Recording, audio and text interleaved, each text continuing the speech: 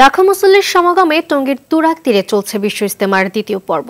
দিল্লির নিজামুদ্দিন মার্কাজের সাদ আহমেদ কান্দেলভির অনুসারীদের ব্যবস্থাপনায় অনুষ্ঠিত হচ্ছে এবারের আসর। দেশের বিভিন্ন জেলা থেকে মুসল্লিরা সমবেত হয়েছেন সৃষ্টিকর্তার নৈকট্য লাভের আশায়। সকালে ফজরের নামাজের পর শুরু হয় আমবয়ান, এরপর খিত্তায় খিত্তায় চলে তালিম। এবারের ইজতেমাতেও বিশ্বের বিভিন্ন দেশ থেকে মুসল্লিরা অংশ নিয়েছেন। দিনব্যাপী বয়ান শেষে তালিমের পর বাদ আসর যৌতুকবিহীন বিবাহ অনুষ্ঠিত হবে।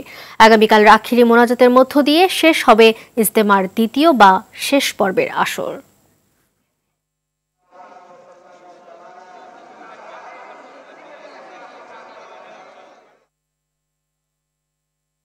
তিন দিনের ইজতেমাতে আমরা সহবরাত পাইছি। আলহামদুলিল্লাহ, আমরা রাতে তাহাজ্জুদ পড়ছি, কান্নাকাটি করছি, সমস্ত মুসলমানদের জন্য দোয়া করছি। এখানে আর কিছু না, আল্লাহকে খুশি করার জন্য, আমাদের নিজের জীবন পরিপূর্ণ করার জন্য এসেছি। হুজুর পাক সাল্লাল্লাহু আলাইহি সাল্লাম তরিকা চলা, আমল করা, ইসলামী দিনের বা চলা অতি সহজ, এইটুকু আমরা শিখতে পারছি। যেন আল্লাহ পাক আমাদের এই ইজতেমাটা কবুল করে নেয়, নিয়ে আমাদের জীবনের গুনাহ খাতাগুলো মাফ করে দেয়। আর প্রত্যেকেই 5 ওয়াক্ত নামাজি যেন আল্লাহ পাক সবাইকে হেদায়েত নিয়ে আসে। দর্শক, ইজতেমা ময়দানে আছেন সহকর্মী অরণ্য গফুর, সরাসরি যোগ দিচ্ছেন তিনি। অরণ্য, ইজতেমার দ্বিতীয় দিনে কি কি আনুষ্ঠানিকতা দেখতে পাচ্ছেন সেখানে, আর এতে অংশ নেওয়া ধর্মপ্রাণ মুসল্লিরা কি বলছে জানাবেন আমাদের।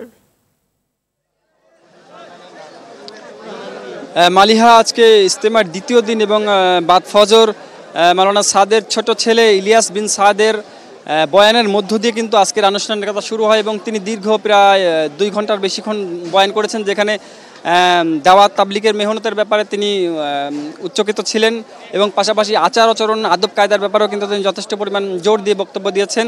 এবং তারপরে কিন্তু তালিমের পর্ব চলছে এখন। তাবুতে তাবুতে বিভিন্ন ছোট ছোট গ্রুপ করে তালিম দেওয়া হচ্ছে। মূলত আঞ্চলিক যে মুরব্বীরা রয়েছেন তারাই এই তালিমগুলো পরিচালনা করেন এবং করছেন। পাশাপাশি দুপুরের খাবারের আয়োজনও কিন্তু চলছে।